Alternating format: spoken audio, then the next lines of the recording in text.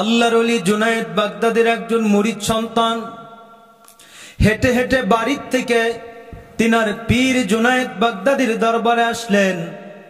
এসে তার হুজুরকে প্রশ্ন করলেন, হুজুর, আল্লাহর ওলিদের কাছে আমরা কেন যাব? আল্লাহর ওলির কাছে কেন আমরা মুরিদ হব? কেন বায়াত হব? আল্লাহর ওলি কোনো কথা বললেন না।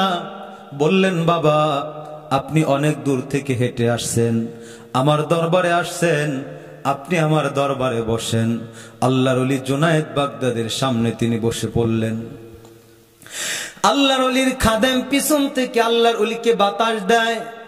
ওই বাতাসগুলো আল্লাহর ওলির গায়ের ভিতর লাগে।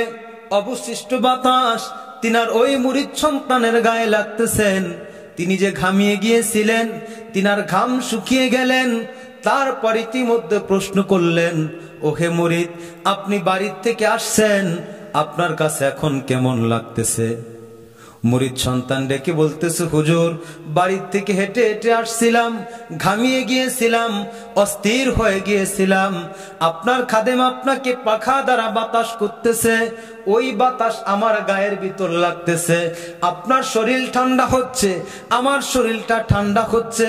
ওই মুহূর্তে আল্লাহর ওলি জুনায়েদ বাগদাদি বললেন, ও বাবা মুরিদ সন্তান, শোনো, আল্লাহ তাআলা বললেন, ইন্না রাহমাতাল্লাহি কারীবুন মিনাল মুহসিনিন। নিশ্চয় আল্লাহর রহমত আল্লাহর ওলিদের নিকটবর্তী। আল্লাহর ওলিদের খেদমত করলে, আল্লাহর ওলিদের দরবারে গেলে, আল্লাহর ওলিদের নিকটবর্তী বসলে আল্লাহ তাআলা রহমত দান করে। আল্লাহর ওলির ওসিলায় আল্লাহ তাআলা রহমত দেয়। ওই রহমত আল্লাহর ওলির মুরিদ সন্তানেরাও পায়।